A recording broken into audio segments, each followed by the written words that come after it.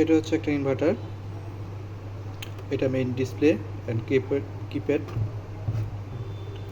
এটা খোলাও যায়, খুলে দেখাচ্ছি এই যে এটা। ওকে, তো খেয়াল রাখতে হবে এটার সঙ্গে যেন এটা মিলে যায়।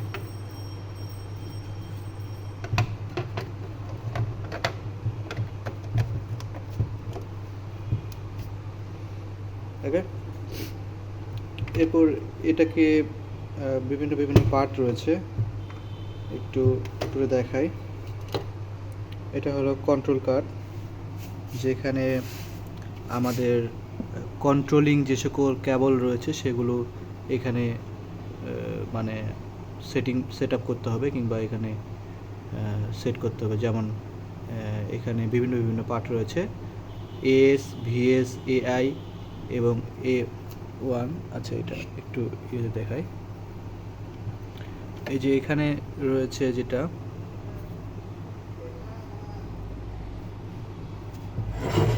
আচ্ছা আমরা যদি একটু এভাবে দেখি,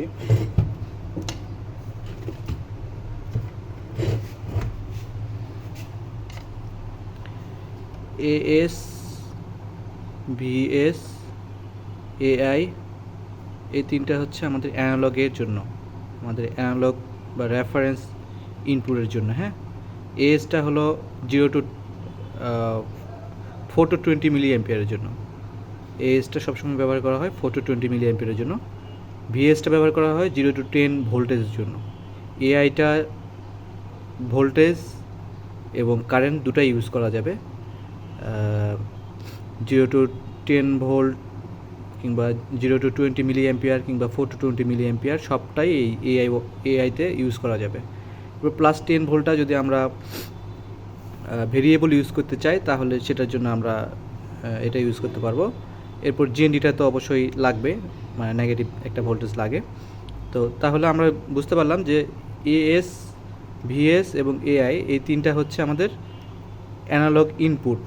+10 ভোল্টটা আমরা ইউজ করব যদি আমাদের ভোল্টেজ না থাকে, কোনো রেফারেন্স ভোল্টেজ যদি না থাকে, তাহলে আমরা ভেরিয়েবল যখন ইউজ করব তখন এটা ইউজ করব। ঠিক আছে, আর জিএনডিটা তো নেগেটিভের জন্য লাগবে।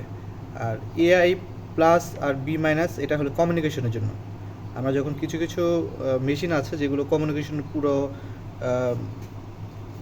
এইচএমআই, তারপরে হচ্ছে ইনভার্টার, পিএলসি সব কিছু কমিউনিকেশনে চলে, তখন আমরা এআই এ প্লাস আর বি মাইনাসটা ইউজ করব। ওয়াইটা হচ্ছে আমাদের নেগেটিভ একটা ভোল্টেজ থাকে, নেগেটিভ ভোল্টেজের জন্য আমরা ইউজ করি, মানে এটা হবে ডিজিটাল নেগেটিভ একটা ভোল্টেজ। ওকে, এরপরে হচ্ছে +24 ভোল্ট, পিএলসি আর কমন, এটা এই তিনটা হলো এনপিএন আর পিএনপির জন্য। এখানে দরকার নাই, কারণ এখানে আমাদের আরও একটা পোর্ট রয়েছে। এই যে এখানে দেখেন, এখানে কিন্তু দেওয়া আছে, আমি একটু দেখাই, +24 ভোল্ট, পিএলসি আর কমন, এটা দেওয়া আছে। এখান থেকে আমরা এটাকে মুভ করে করে আমরা করতে পারবো, মুভ করে পিএনপি আর এনপিএন করতে পারবো। সো এটা এখান থেকে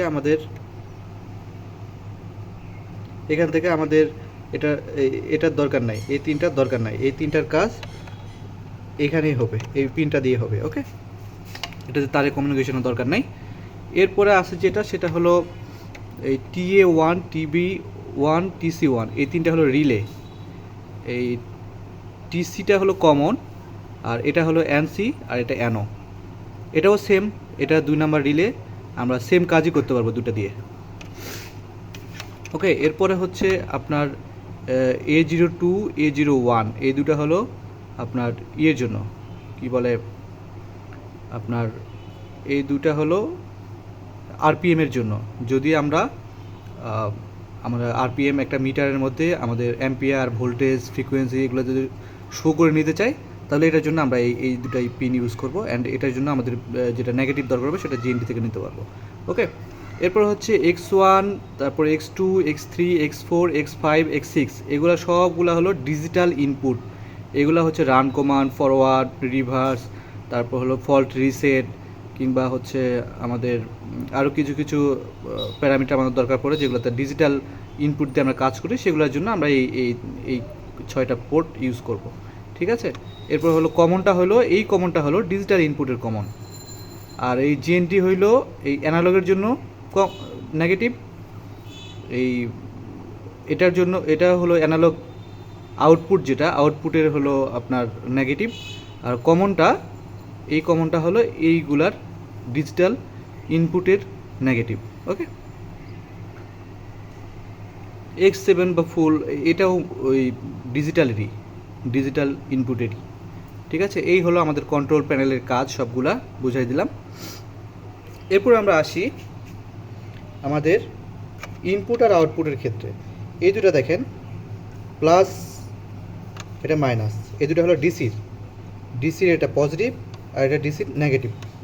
এরপর হলো পিবিটা আর প্লাসটা দুটো মিলে আমরা যদি আমাদের ব্রেকিং রেজিস্টার আমরা ইউজ করার প্রয়োজন পড়ে, যদিও আমাদের এটা 30 কিলোওয়াটের মধ্যে প্রয়োজন হয় না, তারপরে যদি আমাদের ব্রেকিং ইউনিটের প্রয়োজন পড়ে তাহলে আমরা এই পিবি আর হলো প্লাস এই দুটার মধ্যে আমাদের যে দুটা তার আসবে ব্রেকিং রেজিস্টার থেকে, সেই দুটা তার এখানে কমিউনিকেশন করলে হয়ে যাবে।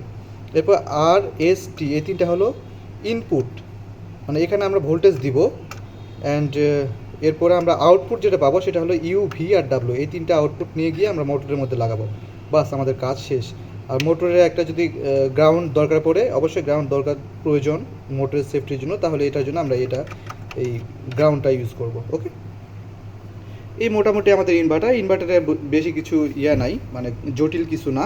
তবে এটার মেইন জিনিসটা হলো প্রোগ্রামে মূলত আমরা কত সেকেন্ডে এটা রান করাবো, কত সেকেন্ডে অন হবে, কত সেকেন্ডে অফ হবে, অ্যান্ড কত সেকেন্ডে মানে কতটুকু লোড নিবে, কতটুকু ভোল্টেজ নিবে, অ্যাম্পিয়ার নিবে, ফ্রিকোয়েন্সি নিবে, তারপর হচ্ছে কী পরিমাণ লোড নেওয়ার পরে যদি কোনো ফল্ট আসে তাহলে সেটা কীরকমভাবে ফল্টটা দেখাবে, কত সেকেন্ড পর ফল্ট দেখাবে, সব কিছু আমাদের এই প্রোগ্রামের মধ্যে দিতে হবে।